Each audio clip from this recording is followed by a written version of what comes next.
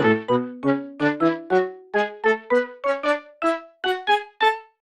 everyone and welcome back to my channel, and in today's video I'm going to be doing something a little bit different to what I normally do. I'm going to be painting on an opera score. I have a few of these old music books which I got from work, and I thought it'd be a good idea to paint on them because they were throwing them away, and I thought I could maybe talk about the book and talk about what the book's about or what the music's about and paint what the music is about, if that makes sense. So do a painting on the front of the book related to what's inside. So I'm just going to, for the rest of the video, talk about this piece of music and the history of it and the history of the composer, but just before I do, I'm painting this with acrylic paint, used a bit of gesso first, acrylic paint, paint pens, added some polychromos pencil on top and some glitter nail polish, which I didn't film that bit because I'm not very good at filming everything sometimes, and you will see it at the end though. You will hopefully see in the final shot that there is some glitter on there, and yeah, so that is really the process. It is pretty much going to be a speed paint, and I might make this into a series if I feel it goes well, and I did really enjoy this. I really enjoyed getting into researching music again because if you don't know, I have a PhD in music history, but my PhD is in 1920s German opera and this is French opera, a little bit before that, so I learned something new and hopefully you'll learn something too. So, this piece is an opera by Claude Debussy and it is called Pelléas et Mélisande, and I can't speak French or read French, so some of the French words that I pronounce through this video won't be great, they'll just be very British, so apologies about that. And I'm also going to be leaving links to music that I mention in the description below so you can go and listen to them. I'm not going to be playing any music because I don't really want to do anything that isn't royalty free because I don't really want to deal with any copyright issues, so that's why, and I might leave some links to some of the articles I refer to as well. So, Claude Debussy was born in France on August the 22nd, 1862. By the age of 9, Debussy was proficient at the piano, and in 1873 he attended the Paris Conservatory, which is a fancy name for music school, where he studied the piano and composition. His early composition style can be described as highly sensitive due to the turbulence he experienced both in his professional and personal life. This early stage is well illustrated in one of Debussy's best-known compositions, Clair de Lune, a piece written for piano in 1890.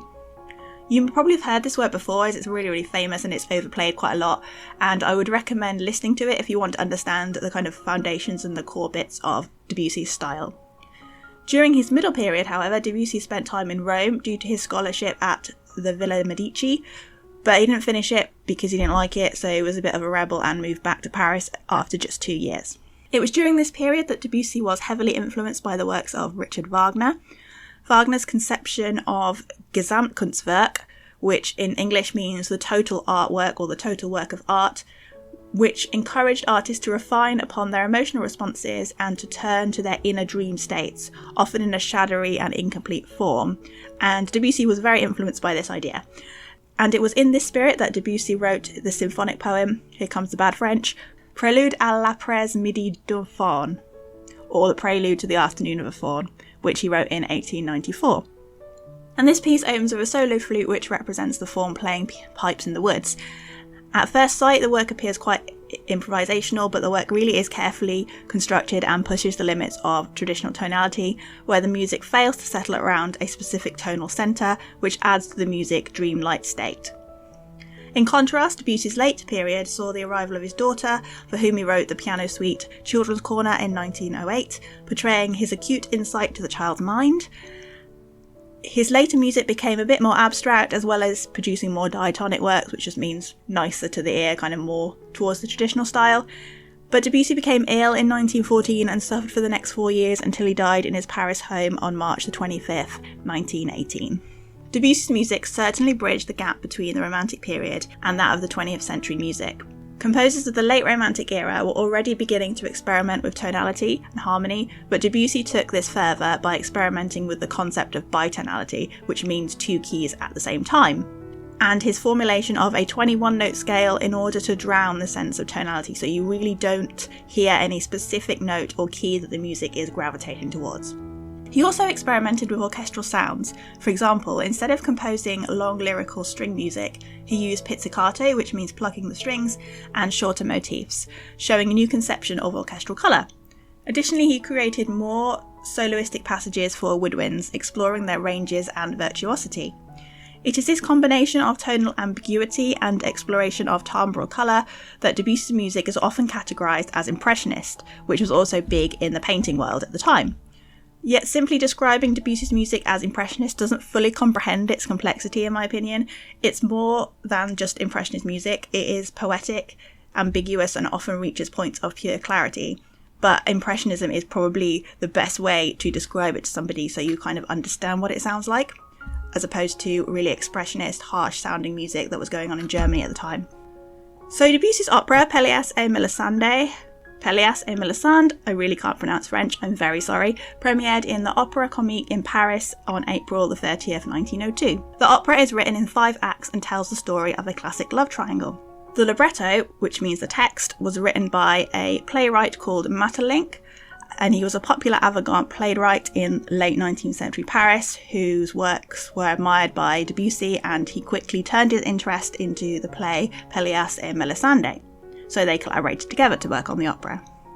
So Act 1 of the opera begins with Prince Claude, I think that's how you say his name, who is lost while out hunting, but he stumbles upon a beautiful young girl with really long hair. She's frightened and weeping by a fountain. She refuses to tell him anything beyond her name, but reluctantly agrees to go with him. He is really persistent with her, despite her constantly telling him not to touch her, and she notices that he's a lot older than her by saying how she notices that he's got quite a bit of grey in his beard. So it's a bit creepy, to be honest, at the beginning. A bit uncomfortable. In his castle, King Arkel of Allemande, which is the kingdom that they all live in, and he is Gulaud's father, learns of Gulaud's marriage to Mélisande. Gulaud fears to return, knowing that the political alliance would have pleased him better. Gulaud's half-brother, Pelléas, asks permission to leave the castle, but he is refused. He must stay to greet his brother and his new bride. Probably an error there. Gulaud's mother, Genevieve, introduces Mélisande to Allemande and to Pelléas, who she asks to look after her. Again, probably an error. In Act 2, Pelléas and Mélisande are by a well in the forest. Mélisande is playing with the ring Gulaud gave her, which is probably their wedding ring. She's throwing it up into the air, just messing around. And as the clock chimes noon, she drops into the water. And at this very moment, Gulaud is thrown from his horse while out hunting. When Mélisande comes to him, he notices her ring is lost. Scared, she lies, telling him that she has lost it in the sea cave. Although it is night time, Gulaud insists that she has to go and look at it. Accompanied by Pelléas and Mélisande enter the sea cave. At that moment, the moon emerges from behind a cloud, revealing 3 beggars asleep inside, and Mélisande is frightened and she begs to leave. Act 3 sees Mélisande in a castle tower brushing her hair. Pelléas arrives below and tells her how he is leaving. He tangles himself in her hair, a bit weird, but Gulaud catches them and tells them both off for behaving like children. And this is really the bit of the opera that has inspired the painting on the score I've done, Mélisande kind of leaning out of the tower looking down at Pelléas. So after this happens, Gulaud takes Pelléas to a cave below the castle where it is dark and airless. He warns Pelléas to stay away from his wife, and he tells her that she's pregnant and delicate. Gulaud questions his son, can't pronounce this one, Eniold, about Pelléas and Mélisande, but the small boy doesn't know anything, and Gulaud holds him up to the window to spy on the other two. This is a son from a previous marriage, not Mélisande's son, by the way. But Eniold, really can't pronounce these words, only sees them sitting and staring, not even talking. So Gulaud's jealous fantasies really are stirred up by this, and he just goes a little bit mad thinking about what they're getting up to, because he can't see what they're getting up to.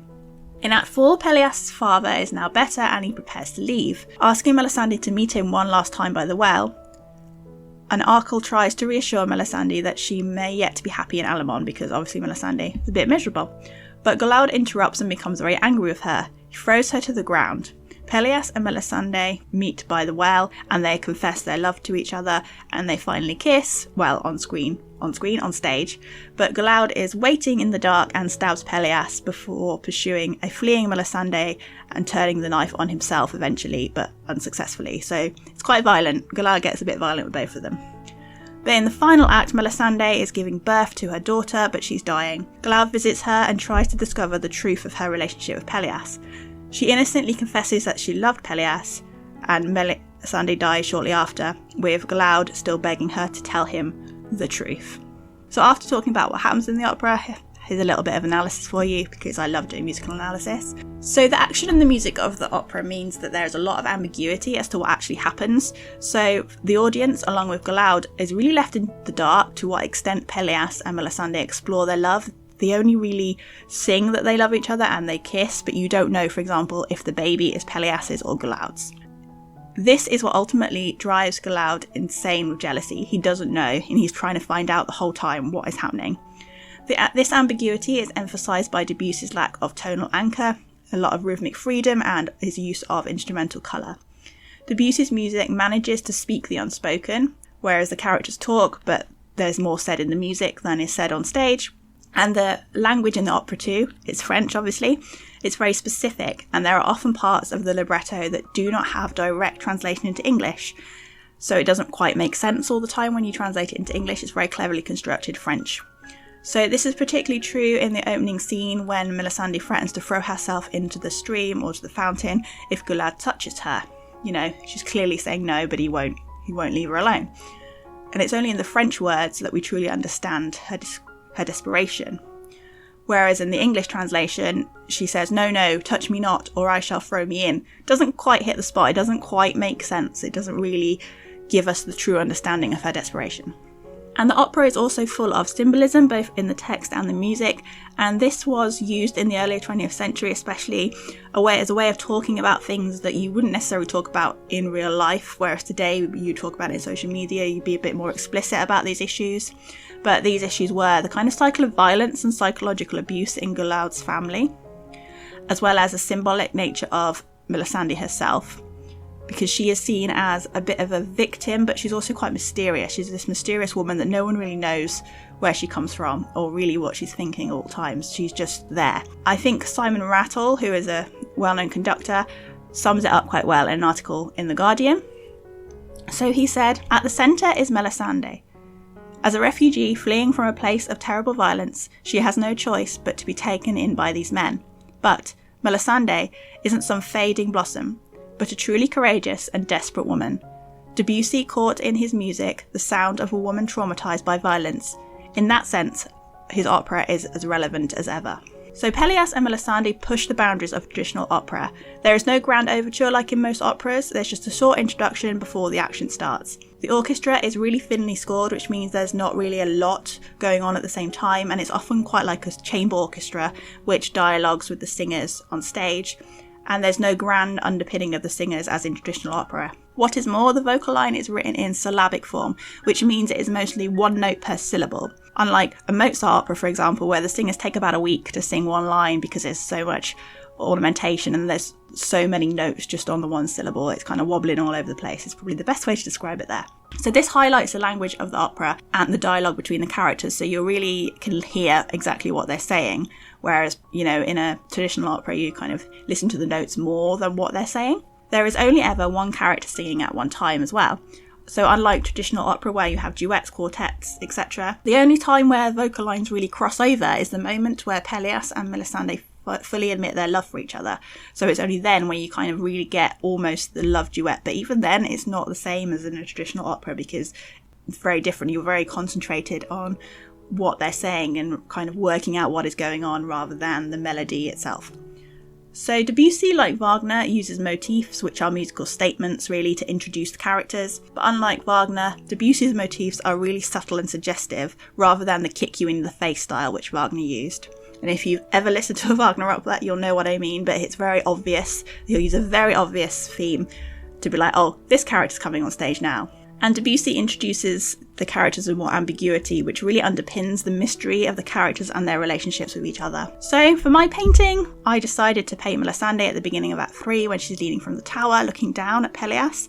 I wanted to kind of capture the guarded ambiguity of her character, and I wanted to show this in her expression. So there's not really an expression, so I closed her eyes.